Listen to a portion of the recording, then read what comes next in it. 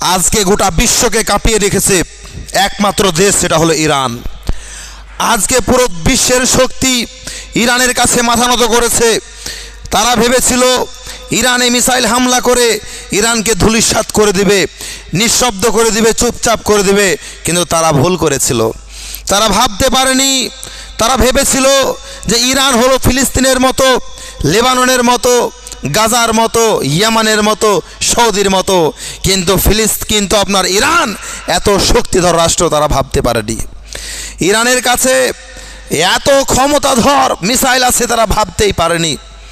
প্যারে মুসলমান, বিশেষজ্ঞরা বলছে সাপের লেজে পা দিলে ছবল খেতেই হবে। কত বড় ভুল করেছিল ইসরায়েল আমেরিকার কথা শুনে ইরানের পারমাণবিক যে সংস্থা সেই জায়গাতে হামলা চালায়। তারা ভেবেছিল পারমাণবিক সংস্থাকে উড়িয়ে দিলে হয়তো ইরান থেমে যাবে, কিন্তু না, গোটা বিশ্বকে দেখিয়ে দিয়েছে ইরান। গোটা বিশ্বকে দেখিয়ে দিয়েছে, গোটা বিশ্বকে হিলিয়ে দিয়েছে, গোটা পৃথিবীকে হিলিয়ে দিয়েছে একমাত্র দেশ, সেটা হলো ইরান। ইরানের সর্বোচ্চ নেতা আয়াতুল্লাহ খামেনি পুরো বিশ্বকে হিলিয়ে রেখে দিয়েছে। যেখানে গোটা বিশ্ব তামাশা দেখেছে, 57টা মুসলিম দেশ দাঁড়িয়ে দাঁড়িয়ে তামাশা দেখেছে, সেখানে একমাত্র লিডার আয়াতুল্লাহ খামেনি যুদ্ধের ঘোষণা দিয়েছে ইহুদিদের বিরুদ্ধে। আজকে অনেকে বলছে কার পক্ষ নেব? ইরানের পক্ষ নেওয়া যাবে না, কারণ সে হলো শিয়া। তো তাদেরকে বলবো তাহলে ইসরায়েলের পক্ষ নাও, সে তো সুন্নি, ইসরায়েলের পক্ষ নাও। শোনো, দুই পক্ষ যখন দাঁড়িয়ে যাবে তখন মজলুমের দিকে সাথ দাও। আকিদা তার কি আছে তা দেখে আমার লাভ নাই, আকিদার সঙ্গে আমরা পোষণ করব না, কখনো না। তার আকিদা তার কাছে, আমার আকিদা আমার কাছে, আকিদার বিষয়ে ইরানের সঙ্গে আমাদের কোনো আপোষ নেই।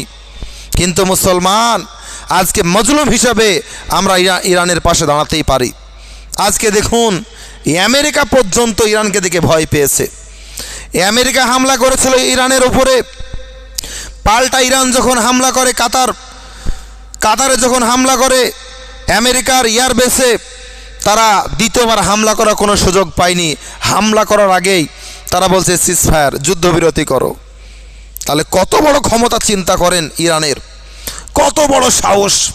ইরানের সুপ্রিম লিডার আয়াতুল্লাহ খামেনি তিনি বলেছিলেন যে আমি কোনো খাস নয়, ইরানও কোনো খাস নয়, তারা যুদ্ধ করছে শুধু ইসলামের জন্য।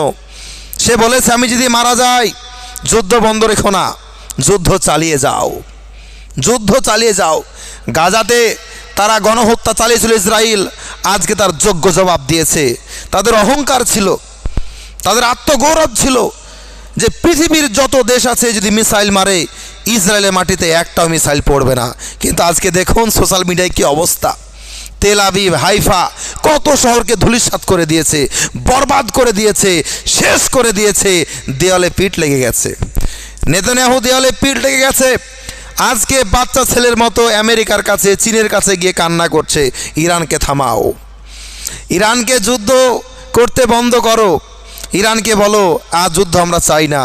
আজকে পুরো বিশ্ব মাথা নত করেছে, যুক্তরাষ্ট্র সেও মাথা নত করেছে।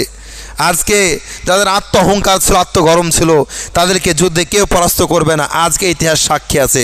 আজকে ইরান এমন হামলা করেছে আর এমন স্বভাব শিখিয়েছে, পুরো বিশ্ব দেখেছে। আর ইহুদি ইসরায়েল সারা জীবন মনে রাখবে, এমন তাদেরকে জবাব দিয়েছে ইরান, যোগ্য জবাব দিয়েছে। প্যারে মুসলমান, আজকে সারা বিশ্ব ইরানের কাছে মাথা নত করেছে। আজকে দেখুন, যারা আত্ম অহংকারে দৌড়ে বেড়াতো, আজকে তারা মাথা নত করে যুদ্ধবিরতি ঘোষণা করেছে।